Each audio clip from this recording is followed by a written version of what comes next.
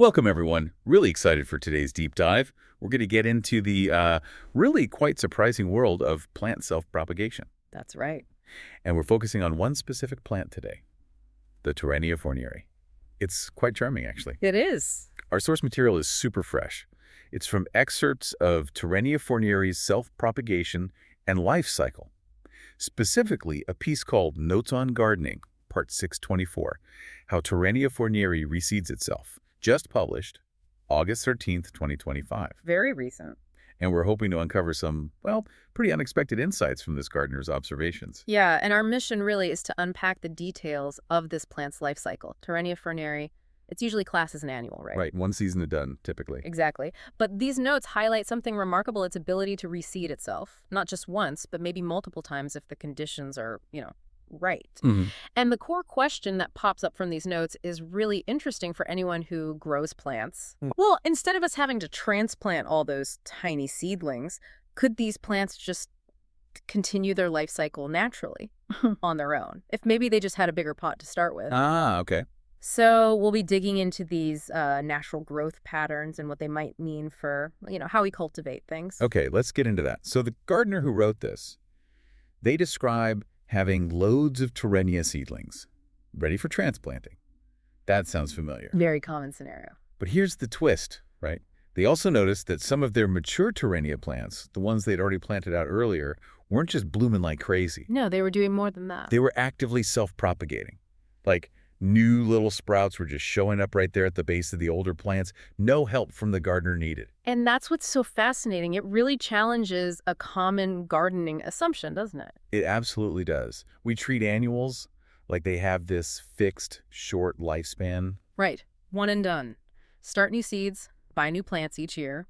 But these notes, they clearly describe Torenia an annual reseeding itself again and again under certain conditions. While the parent plant is still going strong. Yes. The gardener mentions seeing these tiny new sprouts popping up while the mature plants were still in full bloom. It's almost like the parent was making sure the next generation was established before its own time was up. Wow. That immediate succession, that's a powerful sign of how efficient its self-propagating mechanism is. That's incredible, nature's own little continuous planting system. So, okay, it defies the annual label. Did the notes say how the seeds are getting around or what makes the conditions right for this to happen multiple times? Good question. Is there something specific facilitating it? Well, yes. The source really emphasizes that these specific plants were intentionally left unpruned. Ah, okay, not tidied up. Exactly. The gardener deliberately held back, wanting to see the full natural life cycle play out. No interference. And that was the key. It seems like it. Without pruning, the plants could fully mature, develop seeds, and then drop them right there around their own base. So you get this concentrated patch of new seedlings. Makes sense. And those right conditions. Well, implicitly, it seems to be things like undisturbed soil right there, enough moisture, and maybe even the parent plant providing a bit of shelter for the new sprouts. Huh.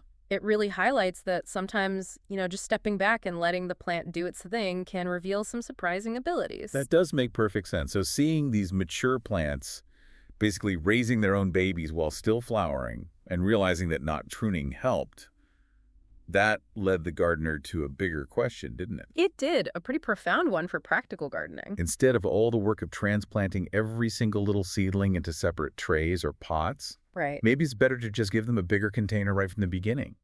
Let the Torenia manage its own life cycle, let nature handle the succession planning. Exactly. It brings up this whole question about efficiency versus the plant's natural way of doing things. We do tend to intervene a lot, don't we? We do, thinking it's for the best control growth, get more flowers, prevent overcrowding.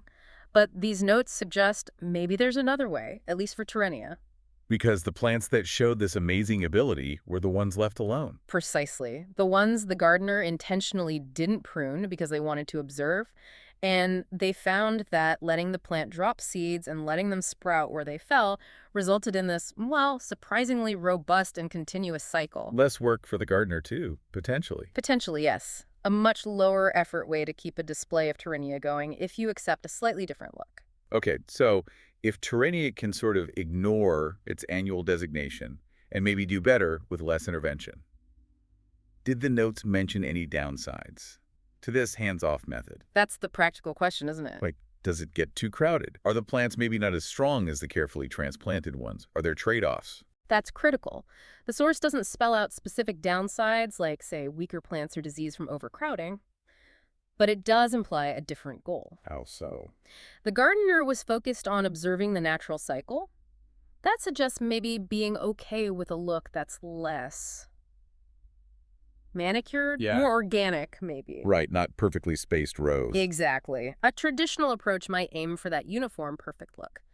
This hands-off way embraces a more continuous, perhaps denser, more naturalistic planting. It's less about perfecting each individual plant. And more about the whole self-sustaining group. Yes, more about the collective community of plants and their inherent resilience.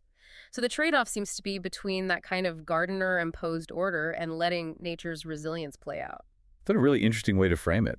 A shift from control to, well, observation and just letting things happen. Precisely, and that's probably the key takeaway from this deep dive into Torenia Fournieri. It's a quite remarkable ability to self-propagate multiple times, even though we label it an annual. We saw that really intriguing observation of mature plants, already blooming, but also actively reseeding themselves. Especially the unpruned ones. Especially the unpruned ones, where the full cycle could just unfold. And it connects right back to that idea that sometimes maybe less human interference or just a different kind, like providing enough space initially, can lead to more continuous natural results. It really encourages just watching first, doesn't it? It does. Observe closely before you jump in. And that really brings us to the kind of aha moment here, I think. We're so used to the routine, aren't we?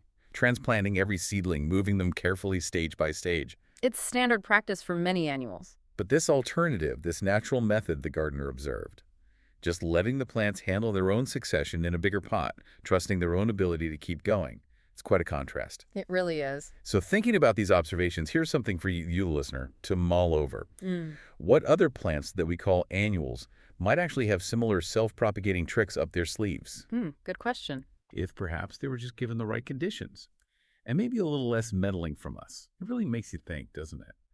About the wider implications of just watching, respecting those natural life cycles, and how much we might learn just by, well, letting go sometimes.